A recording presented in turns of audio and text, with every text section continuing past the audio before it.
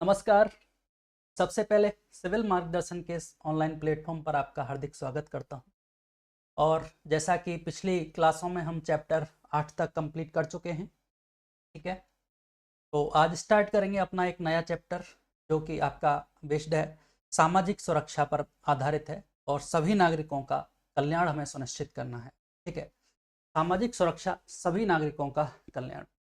तो सभी नागरिकों का कल्याण हो, इसके लिए राज्य में समावेशी विकास होना चाहिए और सरकार की पहली प्राथमिकता है समावेशी विकास। अर्थव्यवस्था को डेवलप करना है। राजस्थान की जो अर्थव्यवस्था है उसको एक विकसित अर्थव्यवस्था के रूप में आगे बढ़ाना है। इसके लिए आवश्यक है समावेशी विकास। समावेशी विकास से क्या तात्पर्य? हर एक क्षेत्र में विकास होना चाहिए, चाहे व्यापारी वर्ग हो, चाहे आपका एग्रीकल्चर सेक्टर हो, चाहे सेवा क्षेत्र हो, प्रत्येक वर्ग का। इसके अलावा हर एक व्यक्ति सशक्त होना चाहिए, चाहे महिला की बात करें, चाहे बच्चों की बात करें, चाहे बुजुर्गों की बात करें, ठीक है। तो इसके लिए सरकार के द्वारा विभिन्न प्रयास किए जा रहे हैं और निजी क्षेत्र के द्वारा भी महत्वपूर्ण भूमिका निभाई गई है। तो इसके लिए जो भी प्रयास किए गए उसको इस चैप्टर के माध्यम से अपन देखने वाले हैं और अपने देखेंगे एग्जाम पॉइंट ऑफ व्यू से कि एग्जाम में उससे आधारित क्या क्वेश्चंस पूछे जा सकते हैं। तो चलिए आज का पहला क्वेश्चन देखते हैं चैप्टर 9 का। चलिए पहला क्वेश्चन रहेगा हमारा, निम्नलिखित में से बेटी बचाओ बेटी पढ़ाओ योजना का उद्देश्य क्या है?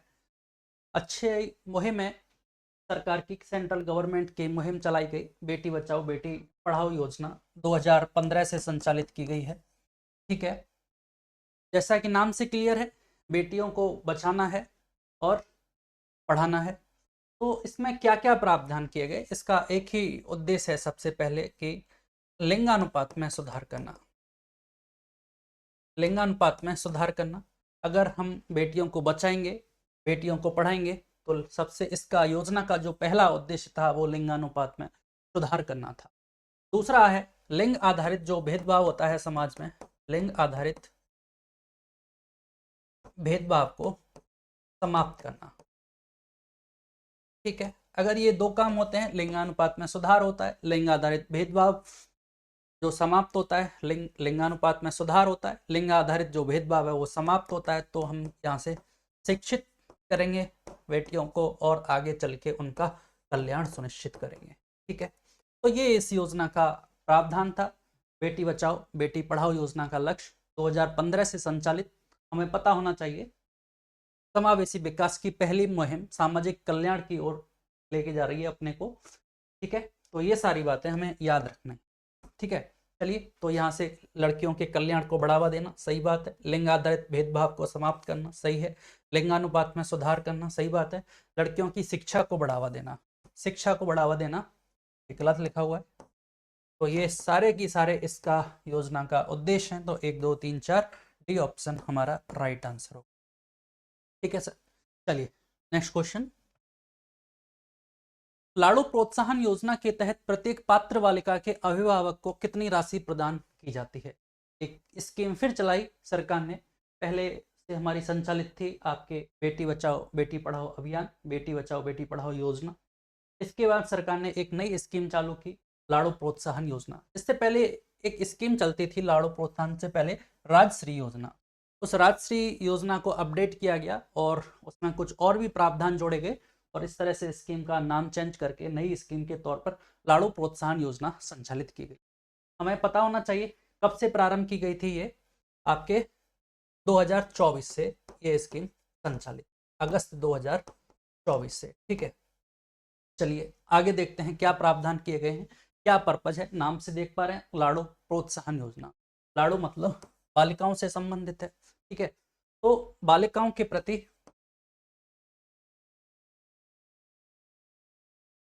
जन्म के प्रति, बालिकाओं के जन्म के प्रति सकारात्मक दृष्टि,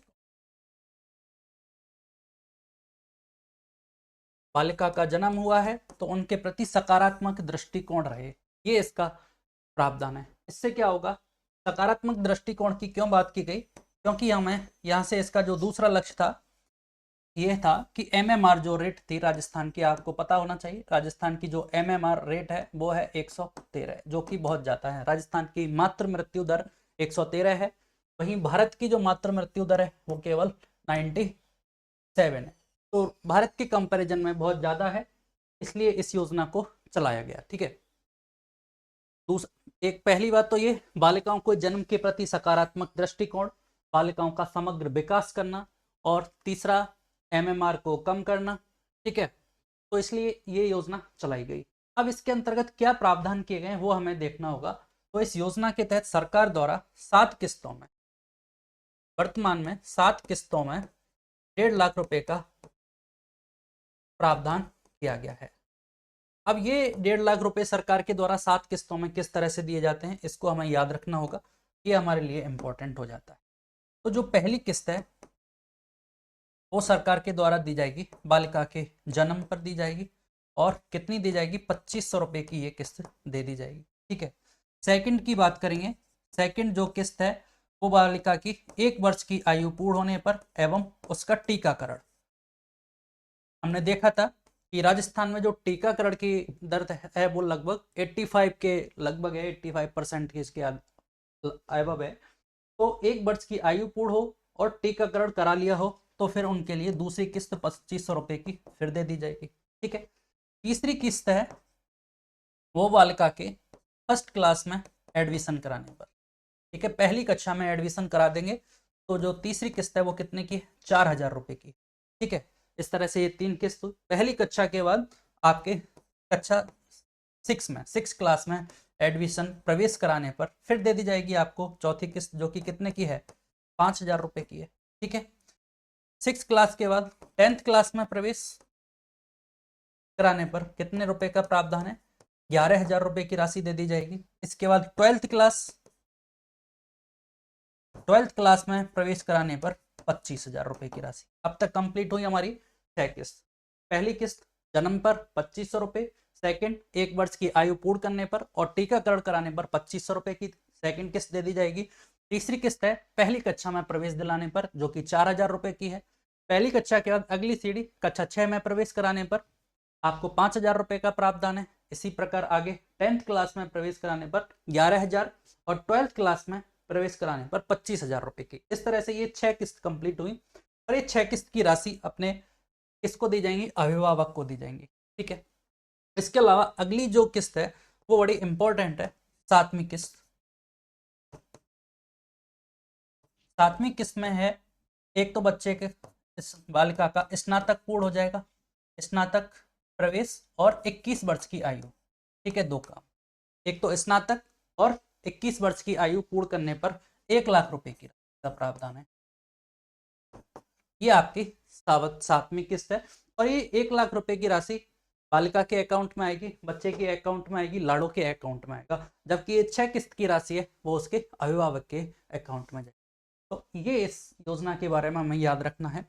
अब क्वेश्चन कहीं से भी पूछा जा सकता है, हो सकता है ये पूछ ले कि जो 7वीं किस्त की राशि है उसमें कितने रुपए का प्रावधान है, या सीधा पूछ लेगा कि कक्षा 10 में प्रवेश लेने पर कितनी रुपए की राशि का प्रावधान है, 12वीं कक्षा में प्रवेश लेने पर इतने रुपए का प्रावधान है, क्या ये कथन सत्य है या असत्य। तो इस तरह से इस क्वेश्चन इस स्कीम से पूछा जा सकता है, इंपॉर्टेंट स्कीम है, याद रखना होगा।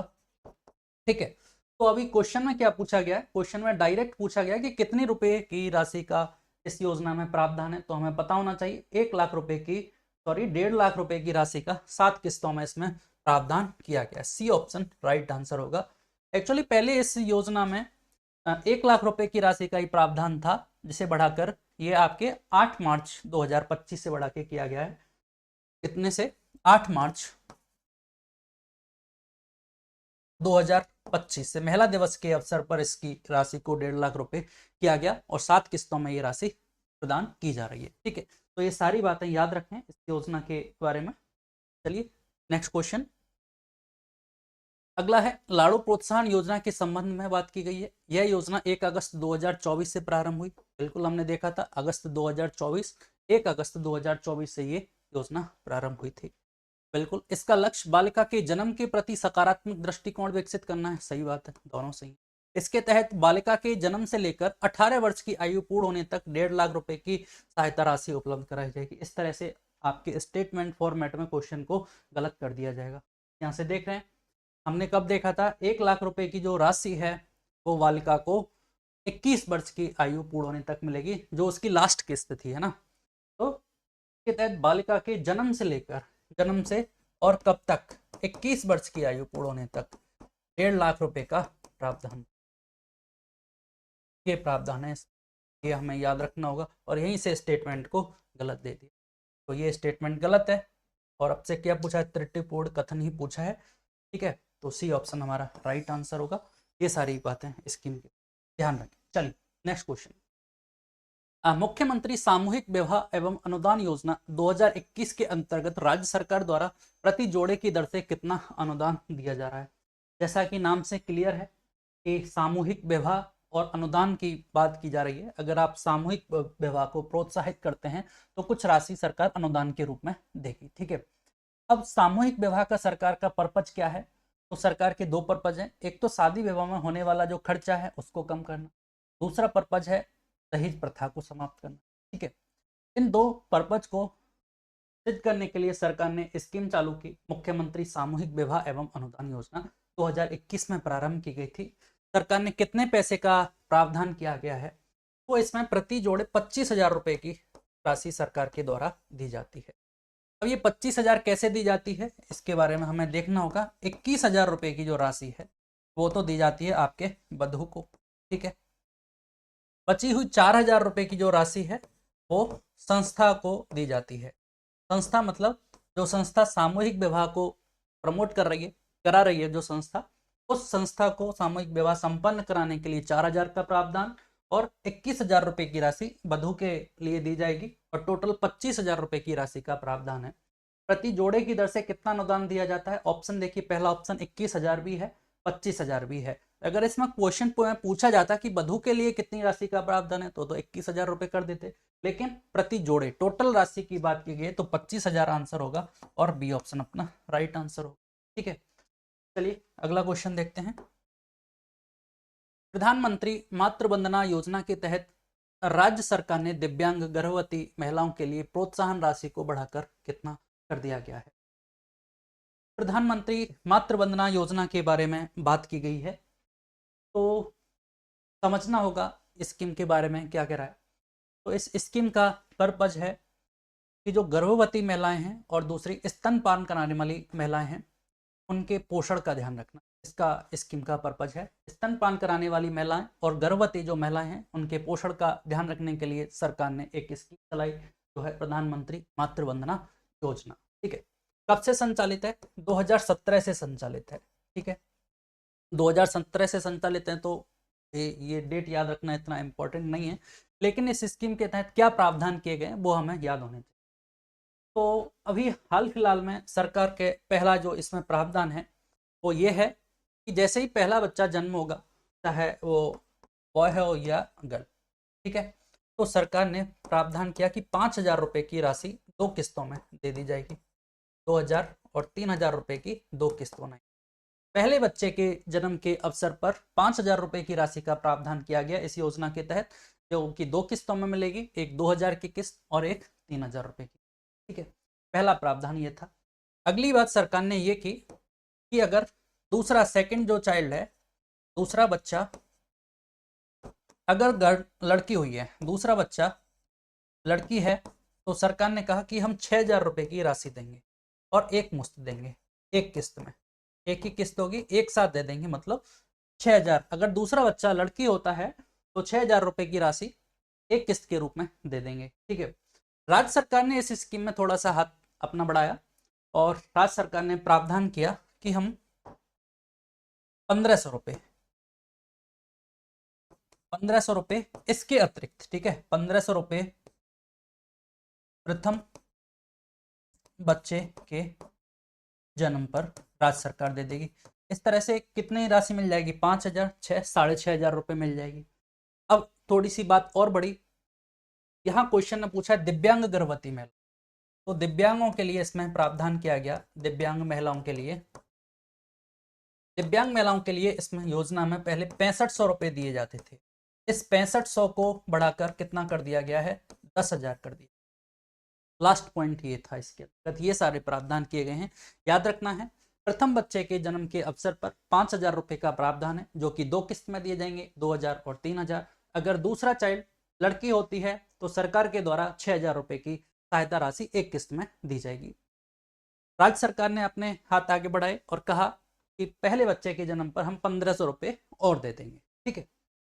अगली बात, दिव्यांग महिलाओं के लिए प्रोत्साहन राशि को बढ़ाकर 6500 से कितना कर दिया गया, 10,000। क्वेश्चन में हमसे यही पूछा गया कि प्रधानमंत्री मातृ वंदना योजना के तहत राज्य सरकार ने दिव्यांग गर्भवती महिलाओं के लिए प्रोत्साहन राशि को बढ़ाकर कितना कर दिया। तो पहला ही ऑप्शन, ए ऑप्शन अपना राइट आंसर होगा, 10,000। ऑप्शन में 6500 भी है, लेकिन 6500 से बढ़ाकर कितना, 10,000 रुपए का प्रावधान किया गया है। चलिए आगे क्वेश्चन देखते हैं। पीएम पोषण योजना के बारे में निम्नलिखित में से कौन सा कथन सही है। पीएम पोषण योजना क्या कहती है स्कीम? जैसे हमने देखा, आपने स्कीम देखी प्रधानमंत्री मातृ वंदना योजना, मतलब माताओं से ध्यान रखा जा रहा है, खुद गर्भवती माँ और स्तनपान कराने वाली महिलाएं, वहां से बात स्टार्ट हुई। फिर बालिकाओं के प्रोत्साहन की बात की, सामूहिक विवाह की बात की और लाड़ू प्रोत्साहन की बात की। इसी क्रम में सरकार ने अपना आगे बढ़ाया पीएम पोषण योजना। पीएम पोषण योजना, पहले तो ये पता होना चाहिए कि क्या उद्देश्य है इसका। ये बच्चों से संबंधित स्कीम है। स्कूल में विद्यार्थियों के लिए, जो आपके प्राथमिक और उच्च प्राथमिक विद्यालय के छात्र हैं, उनके पोषण को सुधार करना, बच्चों के पोषण को, विद्यालय में बच्चों को खाना उपलब्ध हो, उनके पोषण में सुधार हो, उसके लिए एक स्कीम चलाई गई मिड डे मील की तर्ज पर, पीएम पोषण योजना। ठीक है। तो इसमें क्या प्रावधान किए गए हैं, पहले इसको देख लीजिए। अगर प्राथमिक में मतलब 5वीं कक्षा तक का बच्चा, उसके लिए कितना कैलोरी और प्रोटीन की बात की गई है। तो इनके लिए प्रोटीन की बात की, 400 कैलोरी प्रोटीन और आपके 12 ग्राम, सॉरी 400 कैलोरी ऊर्जा और प्रोटीन कितने, 12 ग्राम। जबकि उच्च प्राथमिक के लिए 750 कैलोरी। ठीक है, 750 नहीं, 700 कैलोरी, 700 कैलोरी और इसके लिए 20 ग्राम ऊर्जा की बात की गई, 20 ग्राम प्रोटीन की बात की गई। ठीक है। तो यहां से देखिएगा,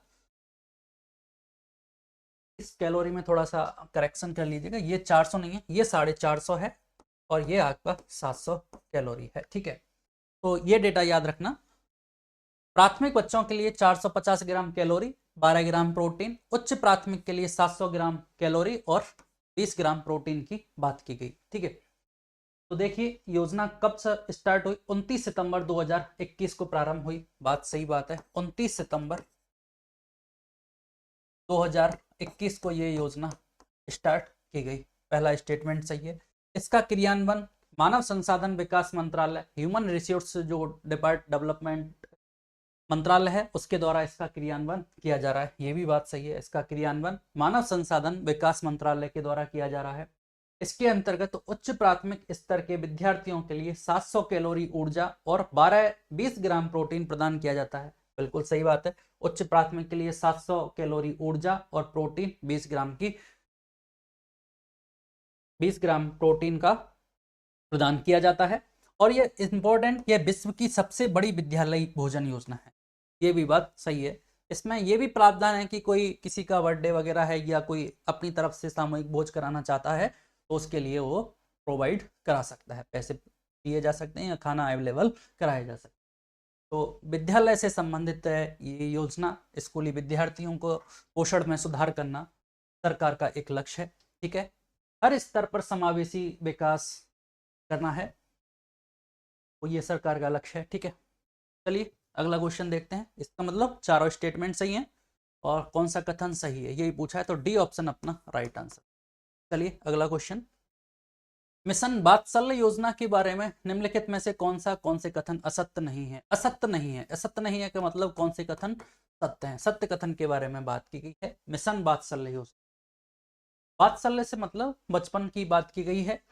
मिशन वात्सल्य योजना में मतलब एक्चुअली कुछ बच्चे ऐसे हैं, चाहे बचपन में ही अनाथ हो गए या कुछ विषम परिस्थितियों में अपना जीवन यापन कर रहे हैं, तो उनका सामाजिक आर्थिक विकास हो। ठीक है। उन बच्चों को बेहतरीन उनका जो बचपन है अच्छे से गुजरे, इसके लिए सरकार ने एक प्रावधान की मिशन वात्सल्य योजना। और ये योजना है किसके द्वारा प्रवर्तित की जा रही, केंद्र सरकार की द्वारा प्रवर्तित की जा रही है, जिसमें सेंट्रल गवर्नमेंट और स्टेट गवर्नमेंट का जो फंड है वो 60-40 का है। ठीक है, ये भी स्टेटमेंट सही है। इसके अंतर्गत केंद्र और राज्य के मध्य कोषानुपात 60-40 है। इसका मुख्य उद्देश्य टीकाकरण कार्यक्रम का सफल क्रियान्वयन है। टीकाकरण कार्यक्रम से इसका कोई उद्देश्य नहीं है, इसका उद्देश्य केवल बालक बालिकाओं के जो बचपन है उसकी सुरक्षा करना, उसको संरक्षित करना, मतलब अनाथ और जो आपके ऐसे जो विषम परिस्थितियों में जीवन यापन कर रहे हैं उन बच्चों के बचपन को संभालना इस योजना का उद्देश्य है। ठीक है, तो टीकाकरण से इसका कोई संबंध नहीं है। और हमसे सत्य कथन के बारे में पूछा गया है तो बात कर सकते हैं। कौन सा, पहला और दूसरा स्टेटमेंट इसका सही है, तो यहाँ से थोड़ा सा ऑप्शन में करेक्शन कर लीजिएगा, केवल एक और दो, सी ऑप्शन अपना राइट आंसर हो। ठीक है, चलिए अगला क्वेश्चन। डॉक्टर सविताबेन अम्बेडकर अंतरजातीय विवाह प्रोत्साहन योजना के तहत जो युगल राजस्थान राज्य से संबंध है और जिनका विवाह की पहली तारीख या उसके बाद हुआ के लिए प्रोत्साहन राशि के लिए पात्र हैं। मतलब सीधी सी बात की गई कि ये योजना कब प्रारंभ की गई थी, डॉक्टर सविताबेन अम्बेडकर अंतरजातीय विवाह प्रोत्साहन योजना। तो जैसा कि नाम है स्कीम का कि अंतरजातीय विवाहों को प्रोत्साहन करने के लिए ये स्कीम सरकार के द्वारा चलाई गई है। तो क्या प्रावधान किए गए हैं, सरकार ने इसमें प्रावधान किया गया है 10 लाख रुपए का। ठीक है, अंतरजातीय विवाह करने पर सरकार की ओर से 10 लाख रुपए की राशि प्रदान की जाएगी। अब ये 10 लाख रुपए की राशि है कैसे, 5-5 लाख रुपए में 5 लाख की तो करा दी जाएगी एफडी। ठीक है, और 5 लाख रुपए दे दिए जाएंगे आपके जीवन जीने के लिए, आपके अकाउंट में दे दिए जाएंगे। ये जो 5 लाख की एफडी है वो 8 वर्ष के लिए है। ठीक है, और बात करें इस 10 लाख की, तो ये जो 10 लाख रुपए हैं इसमें से सेंट्रल गवर्नमेंट देगी आपके 1.25 लाख रुपए, आपके सेंट्रल गवर्नमेंट के द्वारा दिए जाएंगे। बचे हुए 8.75 लाख रुपए हैं वो आपके स्टेट गवर्नमेंट के द्वारा प्रोवाइड किए जाएंगे। तो ये स्कीम के तहत ये प्रावधान किया गया है। हमसे पूछा गया कि ये योजना कब प्रारंभ हुई है, तो ये योजना आपके 1 अप्रैल 2023 से लागू है। 1 अप्रैल 2023 से ये योजना प्रारंभ की गई है। इस योजना में पात्रता क्या है, एक तो जैसा कि आपने देखा जो युगल राजस्थान से संबंधित है उन्हीं को इसमें प्रोत्साहित किया जाएगा। ठीक है, तो राशि का याद रखना, कितने राशि का प्रावधान किया गया है, तो वो है आपके 10 लाख रुपए की राशि का इसके अंतर्गत प्रावधान है। ठीक है, चलिए अगला क्वेश्चन देखते हैं। अगला क्वेश्चन है, डॉक्टर सविताबेन अम्बेडकर अंतरजातीय विवाह योजना के अंतर्गत विवाह करने पर प्रति युगल कितनी राशि स्वीकृत की जाती है, तो हमने देखा 10 लाख रुपए की राशि स्वीकृत की जाती है। इसका मतलब बी ऑप्शन राइट आंसर होगा, जिसमें से 8.75 लाख रुपए राज्य सरकार के द्वारा और 1,25,000 रुपए सेंट्रल गवर्नमेंट के द्वारा प्रोवाइड किए जाते। ठीक है, चलिए अगला क्वेश्चन। निम्नलिखित में से कौन सी जनजातियों को जनजाति क्षेत्रीय विकास विभाग द्वारा खाद्य सुरक्षा उपलब्ध कराई जाती है। क्वेश्चन पूछा गया है कि वे कौन सी जनजाति हैं जिनको जनजाति क्षेत्रीय विकास विभाग के द्वारा सहायता के लिए उनकी खाद्य सुरक्षा उपलब्ध कराई जाती है। तो राजस्थान में कुछ जनजाति हैं, उनके सामाजिक आर्थिक विकास के लिए ये योजना के तहत खाद्य सुरक्षा उपलब्ध कराई जाती है। मतलब उनके लिए जो खाद्य तेल है, चीनी है, इस तरह के जो भी प्रावधान है, दाल वगैरह उनके लिए प्रोवाइड किए जाते हैं। तो हमसे जनजातियों के बारे में पूछा गया कि वो कौन सी जनजाति, तो इसमें 3 जनजातियों को लाभान्वित किया जाता है, जिसमें से हमें याद रखना है। एक तो सहरिया जनजाति, ये पता होना चाहिए, राज्य के 12 जिले में निवास करती है। वहीं दूसरी आपकी है कथौड़ी जनजाति और खैरवा। कथौड़ी और खैरवा जनजाति आपके उदयपुर जिले से संबंधित है। वहीं सहरिया जनजाति आपके 12 जिले से संबंधित है, जिनको जनजाति क्षेत्रीय विकास विभाग द्वारा खाद्य सुरक्षा उपलब्ध कराई जाती है। ठीक है, चलिए इसका मतलब आप देखिए सहरिया और कथौड़ी, ये गलत हो गया, सही तो है लेकिन मोस्ट अप्रोप्रिएट ऑप्शन का हमें चूज करना होगा। सहरिया और खैरवा, सहरिया, भील और कथौड़ी, ये ऐसे गलत हो गया। तो आप देखिए सहरिया, कथौड़ी और खैरवा जनजाति, इसका मतलब डी ऑप्शन अपना राइट आंसर। ठीक है, चलिए अगला क्वेश्चन। पीएम अजय योजना संबंधित है।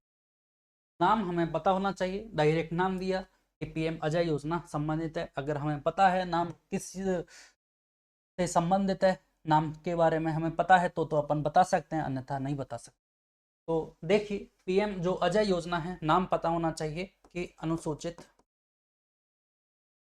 क्या, अनुसूचित जाति अभ्युदय योजना, ये इस योजना का नाम है, पीएम अनुसूचित जाति अभ्युदय योजना। और ये आपकी हुई पीएम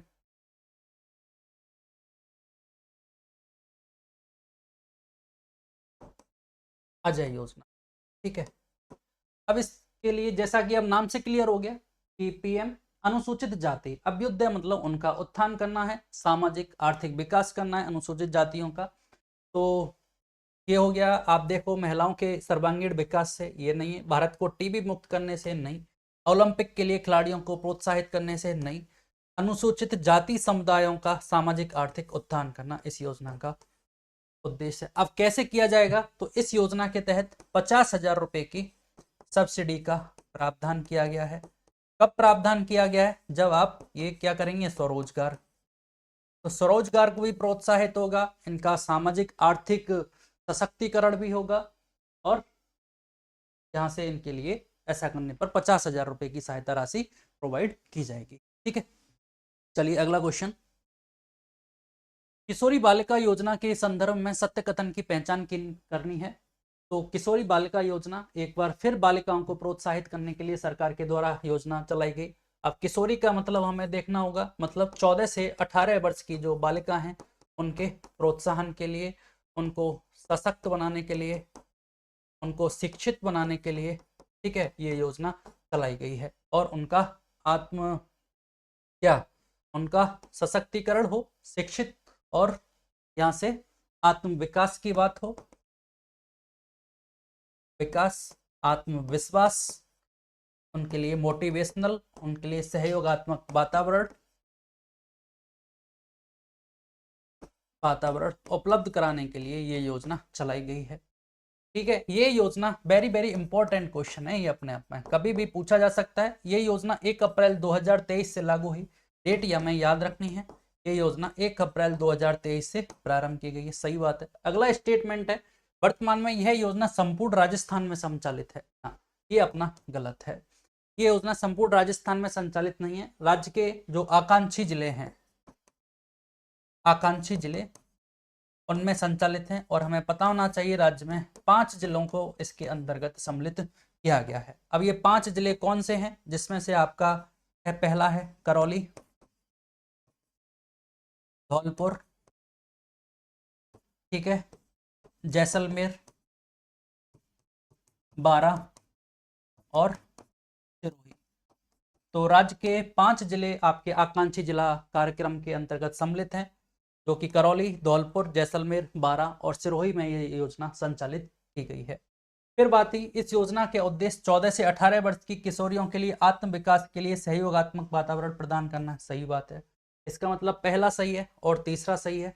सत्य कथन की पहचान करनी है, तो यहाँ से देख लीजिए, सत्य कथन पहचानना है ना अपने को, तो पहला सही है और तीसरा सही है, पहला और तीसरा ऑप्शन में नहीं है, तो ऑप्शन में करेक्शन करेंगे, पहला और तीसरा स्टेटमेंट अपना सही है। संपूर्ण राजस्थान में संचालित की जा रही है, ये तो गलत है, सत्य कथन की ही पहचान करें। ठीक है, चलिए, तो आपका ये स्टेटमेंट गलत है। राज्य के 5 आकांक्षी जिलों में ये योजना संचालित की जा रही है। और आकांक्षी जिला कार्यक्रम के बारे में भी पता होना चाहिए, कब से संचालित था, 2018 से संचालित किया गया था, जो कि पिछड़े जिले हैं उनका डेवलप करना। ठीक है, चलिए अगला क्वेश्चन।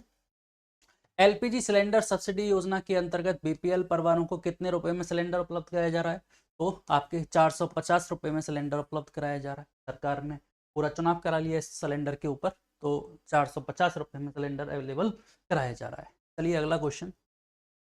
मुख्यमंत्री कन्यादान योजना के संदर्भ में कौन सा कथन सही है या कौन से कथन में त्रुटि है, कौन सा कथन असत्य कथन के बारे में पूछा गया है। मुख्यमंत्री कन्यादान योजना, लड़कियों का विवाह हो, बालिकाओं का विवाह हो, उसमें सहयोग के लिए सरकार के द्वारा एक योजना चलाई गई, जो कि मुख्यमंत्री कन्यादान योजना या मुख्यमंत्री हथलेवा योजना। से इसको जाना जाता है। पहली बात की इसमें। अब एक्चुअली इस स्कीम के बारे में देख लीजिए, दो तरह के प्रावधान किए गए हैं। एक तो आपके SC ST और अल्पसंख्यकों के जो BPL परिवार है उनके लिए। और दूसरी बात की गई जो आपके एक योजना संचालित है राज्य में, पालनहार योजना की बात की, चाहे अंत्योदय मिशन, अंत्योदय के अंतर्गत सम्मिलित परिवार, चाहे आपके पहला पालनहार, दूसरा अंत्योदय और तीसरा आपके विधवा महिलाएं। चौथी बात इसमें आपके इसमें जो आपके स्पोर्ट्स पर्सन है, खिलाड़ी हैं, महिला खिलाड़ी, इनको सम्मिलित किया गया है। ठीक है, अब कैसे कैसे सहायता राशि है उसका प्रावधान किया गया है उसके बारे में देख लीजिए। सामान्य बालिका है, सामान्य बालिका है जो कि आपके SC ST अल्पसंख्यक वर्ग से संबंधित है, तो उसके विवाह के लिए 21 नहीं 31,000 रुपए की सहायता राशि प्रोवाइड की जाएगी। वही बालिका 10वीं पास है, 10th पास है, तो 10,000 रुपये और बढ़ जाएंगे। इस तरह 41,000 रुपये का प्रावधान है। तीसरी बात, स्नातक है, बालिका स्नातक है तो उसके लिए फिर 10,000 रुपये अतिरिक्त, और इस तरह से 51,000 रुपये की इसके अंतर्गत प्रावधान किया गया है। ठीक है, वहीं इसके अंतर्गत देखें तो इसके अंतर्गत थोड़ा 10,000 रुपये कम है, जबकि सामान्य बालिका के लिए आपको इसके तहत 21,000 रुपये, जो कि 10th पास है तो 10,000 रुपये का और प्रावधान 31,000 रुपये, और स्नातक है तो 10,000 रुपये और बढ़ जाएंगे और 41,000 रुपये ये हो जाएगा। ठीक है, तो ये सारी बातें हमें याद रखनी है। तो देखिए, इस योजना के अंतर्गत अनुसूचित जाति, जनजाति और अल्पसंख्यक वर्ग के BPL परिवारों की 18 वर्ष या इससे अधिक आयु की लड़कियों के विवाह पर 21,000 रुपये की राशि प्रदान की जाती है। तो यहीं पे गलत हो गया, 21 नहीं है, 31,000 रुपये की सहायता राशि प्राप्त की जा रही है। यदि लड़की 10वीं पास है तो 10,000 रुपये अतिरिक्त, और यदि स्नातक है तो 20,000 रुपये की अतिरिक्त प्रोत्साहन राशि प्रोवाइड की। वो 20,000 रुपये यहाँ से वेरी कर रहा है, 31,000 से 51,000 पर पहुंच रहा है, इसलिए वो 20,000 रुपये हो गया। इस योजना में अंत्योदय परिवार, पालनहार, विधवा महिलाओं की कन्याओं को शादी हेतु सामान्यतः 31,000 रुपये का प्रावधान है। तो आपका तो ये भी गलत है। इसमें कितने का प्रावधान है? इसमें 21,000 रुपये का प्रावधान है। तो कौन से कथन में त्रुटि है? आपके पहला और तीसरा स्टेटमेंट गलत है, तो डी ऑप्शन अपना राइट आंसर। ठीक है, चलिए अगला क्वेश्चन देखते हैं। मुख्यमंत्री कोरोना सहायता योजना, कोरोना सहायता योजना 2021 से संचालित है, आपके 25 जून 2021 से संपूर्ण राज्य में संचालित है। सही। इसके अंतर्गत प्रत्येक अनाथ बालक या बालिका को तात्कालिक सहायता के रूप में 1 लाख रुपए की एक मुश्त सहायता राशि प्रदान की जाती है। तो इस प्रत्येक अनाथ या बालक हो या बालिका, उसको तात्कालिक सहायता के रूप में सरकार की तरफ से 1 लाख रुपए की सहायता राशि तुरंत प्रोवाइड करा दी जाती है। वहीं इसके तहत 18 वर्ष की आयु तक 2,500 रुपये प्रतिमाह और 2,000 रुपये वार्षिक दे हैं। ये बात भी सही है, 18 वर्ष की आयु तक उसको 2,500 रुपये प्रतिमाह मिलेंगे और 2,000 रुपये एक वर्ष में एक बार उसको प्रोवाइड कराए जाएंगे। ठीक है, 18 वर्ष की आयु पूर्ण होने पर 10 लाख रुपए की सहायता राशि प्राप्त की जाएगी। ये गलत है, जैसे ही बच्चे की आयु 18 वर्ष होगी तो उसके लिए 10 लाख नहीं 5 लाख की राशि का प्रावधान किया गया है। कितने? 5 लाख। ठीक है, ये बात हमें याद रखनी होगी। इसका मतलब जो डी ऑप्शन है ये अपना राइट, गलत कथन है, कौन सा कथन सत्य नहीं है, तो डी ऑप्शन अपना राइट आंसर होगा। ठीक है, चलिए तो आज की क्लास यहाँ समाप्त करेंगे। अगली क्लास में फिर कुछ इंपॉर्टेंट क्वेश्चंस देखेंगे इस चैप्टर के। चलिए, तो अभी के लिए धन्यवाद।